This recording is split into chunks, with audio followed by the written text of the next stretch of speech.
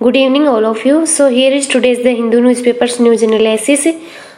One thing that I want to suggest you, if you are watching my video first time और आप अगर किसी competitive exams की तैयारी कर रहे हैं तो नोटबुक और पेन लेके बैठिएगा, क्योंकि कुछ एक्स्ट्रा फैक्ट्स है जो मैंने इस वीडियो में ऐड किए हैं, जो आपको जो न्यूज़ एनालिसिस है या जो एडिटोरियल्स हैं उसमें नहीं मिलेंगे। तो जो सबसे पहले न्यूज़ है वो आज के इम्पोर्टेंट डे के बारे में है, तो वो है एनर्जी कंजर्वेशन डे, जो कि सेलिब्रेट किया जाता है 14 दिसंबर। और इसमें एक चीज़ ध्यान रखिएगा, जो नेशनल एनर्जी कंजर्वेशन डे है वो भी इसी दिन सेलिब्रेट किया जाता है, और जो वर्ल्ड एनर्जी कंजर्वेशन डे है वो सेम डे को सेलिब्रेट किया जाता है। और अगर बात करें वर्ल्ड एनर्जी डे की, तो वो सेलिब्रेट किया जाता है 22 अक्टूबर। तो जो इंडिया का टारगेट है रिन्यूएबल एनर्जी का वो है 2022 तक का, वो है 175 गीगावाट, ये ध्यान रखिएगा। और जो सोलर एनर्जी का है वो है 100 गीगावाट, और जो वाइंड का है वो है 60 गीगावाट, और बायो पावर का है 10 गीगावाट, और जो स्मॉल हाइड्रो पावर है उसका है 5 गीगावाट। तो ये आप चीज़ ध्यान रखिएगा। आगे चलते हैं। तो जो आगे की न्यूज़ है वो मिस यूनिवर्स के बारे में है, 2021 के बारे में। तो ये इंडिया के लिए काफ़ी प्राउड मोमेंट है, क्योंकि जो मिस यूनिवर्स 2021 चुनी गई हैं वो चुनी गई है इंडिया से, जिनका नाम है हरनाज संधू, ये याद रखिएगा। इनसे पहले जो 1994 में इंडिया से जो मिस यूनिवर्स चुनी गई थी उनका नाम है सुष्मिता सेन। और अगर बात करें 2000 में जो चुनी गई थी उनका नाम है लारा दत्ता। तो ये फैक्ट ध्यान रखिएगा कि ये तीसरी बार है जब कोई जो मिस यूनिवर्स है वो इंडिया से चुनी गई है। तो जो आगे की न्यूज़ है वो यूएन क्लॉज के बारे में है, जो काफ़ी इंपॉर्टेंट बॉडी है मैरीटाइम से रिलेटेड। तो जो इसका स्टैटिक पोर्शन है वो हम देख लेते हैं। तो यूएन क्लॉज की फुल फॉर्म है वो है United Nations Convention on the Law of the Sea, जो कि साइन किया गया था 1982 में, और जिसे as a law of the sea के नाम से भी जाना जाता है। और अगर बात करें कि जो मेरीन जोन है उसको कितने भागों में ये बांटता है, तो वो 5 हैं। तो उनमें फर्स्ट है इंटरनल वाटर्स, सेकंड है टेरिटोरियल वाटर, थर्ड है कॉन्टिजियस जोन, और जो फोर्थ है वो है एक्सक्लूसिव इकोनॉमिक जोन, और जो फिफ्थ है वो है हाई सी। तो जो इनमें अलग अलग मेजर दिए हुए हैं वो मैं आपको बता देती हूँ। तो जो इंटरनल वाटर है वो है water on the landward side of the base line from which the breadth of the territorial sea is measure, यानी जो इंटरनल वाटर है वो होता है जहाँ से जो टेरिटोरियल वाटर है उसकी बेस लाइन स्टार्ट होती है। जो टेरिटोरियल सी है वो एक्सटेंड करता है 12 nautical meals from its base line. तो ये ध्यान रखिएगा, ये 12 नॉटिकल मील्स है। एक जो नॉटिकल मील्स होता है उसमें 1 किलोमीटर होता है, ये ध्यान रखिएगा। और जो कॉन्टिजियस जोन है वो एक्सटेंड करता है 24 nautical mile from its base line, जो 24 है। इसके अलावा जो एक्सक्लूसिव इकोनॉमिक जोन है वो काफ़ी इंपॉर्टेंट है, तो उसका है वो है 200 नॉटिकल मील्स, ये ध्यान रखिएगा। और जो हाई सी है वो है ocean surface and the water column beyond the economy exclusive zone, जो कि हाई सी के रूप में रेफर किया जाता है। और ये जो साइन किया गया था, जैसा मैंने पहले बताया 1982 में ये साइन किया गया था। तो ये मैंने जैसा पहले बताया वो ये टेरिटोरियल सी है वो है 12 नॉटिकल मील्स, और जो कॉन्टिजियस जोन है वो है 24 नॉटिकल मील्स, और जो एक्सक्लूसिव इकोनॉमिक जोन है वो है 200 मील्स। तो ये आप ध्यान रखिएगा। तो जो आगे की न्यूज है वो सागर के बारे में बात करती है, जो एक इंडिया का इनिशिएटिव है। तो सागर की फुल फॉर्म आपसे पूछी जा सकती है, तो वो है security and growth for all in the region, ये ध्यान रखिएगा। और ये लाया गया था 2015 में। तो इसमें एक टर्म है वो है ब्लू इकोनॉमी।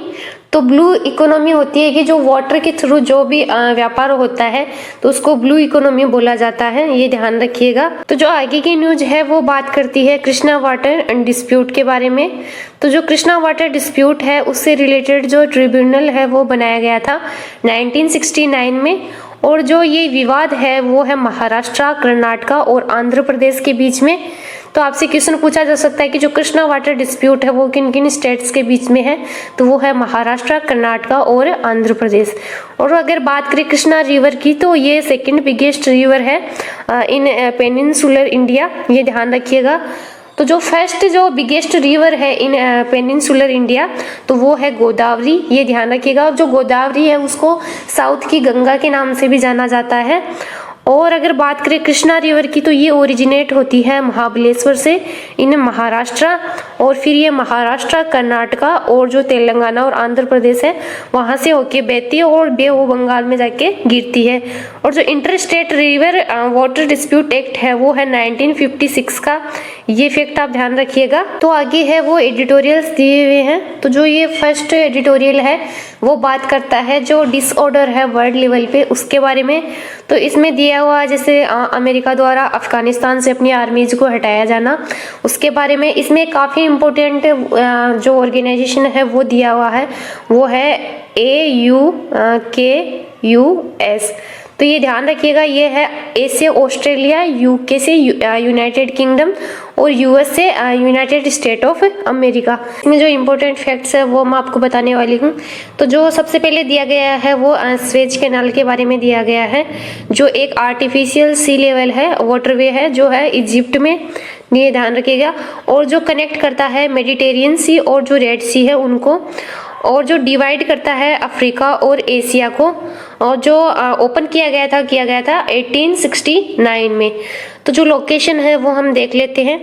तो ये रहा मेडिटेरियन सी और ये रेड सी, और जो इजिप्ट है ये रहा इजिप्ट। तो जो इजिप्ट है वो अफ्रीका में है।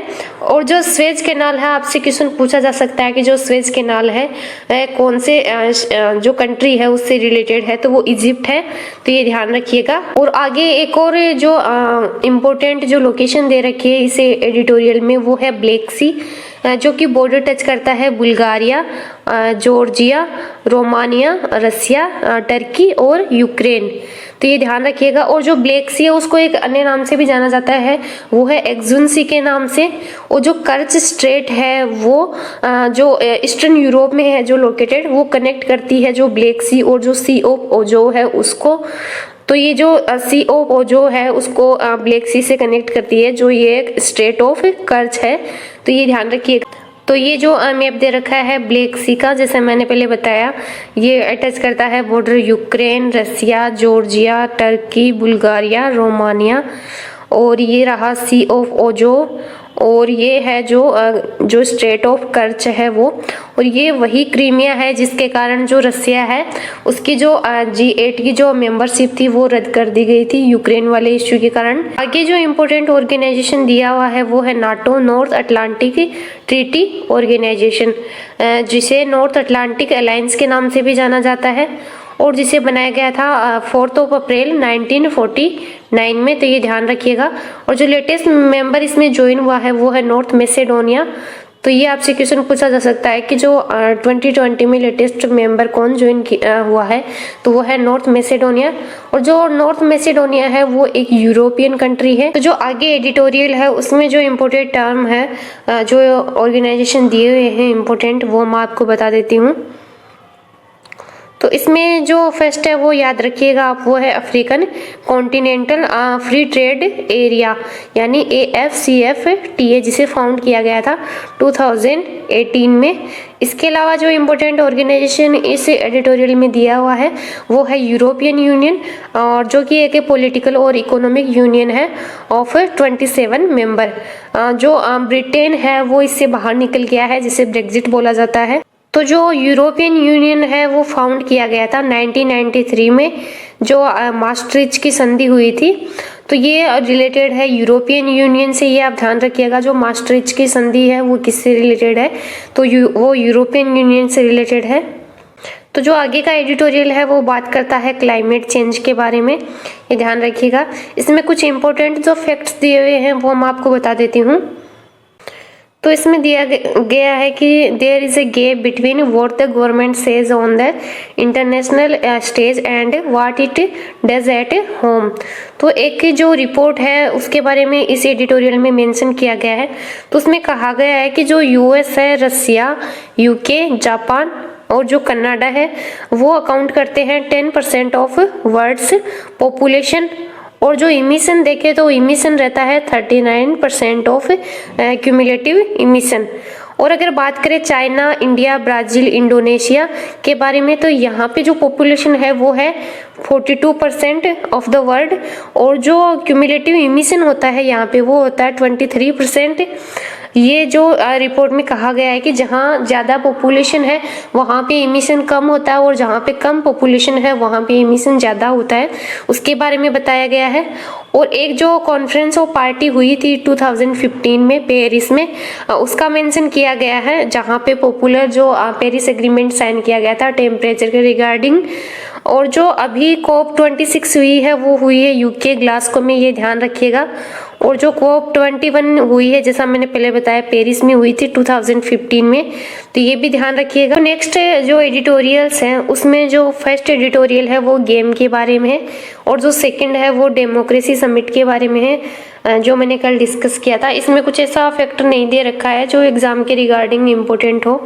और अगर बात करें जो गेम से रिलेटेड है तो इससे रिलेटेड एक और आर्टिकल दिया हुआ है, तो जो ये एडिटोरियल है ये भी गेम से रिलेटेड है।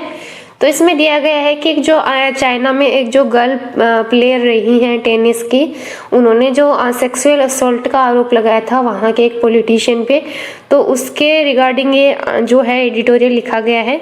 तो इसमें जो एग्ज़ाम से रिलेटेड इतना कुछ इम्पोर्टेंट नहीं है, लेकिन इसमें जो बोला गया है कि जो वर्ल्ड लेवल पर जो पॉपुलर जो प्लेयर है नाओमी ओसाका, उन्होंने भी जो वो गर्ल है वहाँ की चाइना की, उनका सपोर्ट किया है, तो उसके बारे में है। तो आज के लेक्चर में बस इतना ही। वीडियो अच्छी लगी तो लाइक कीजिएगा, शेयर कीजिएगा और चैनल को सब्सक्राइब कीजिएगा।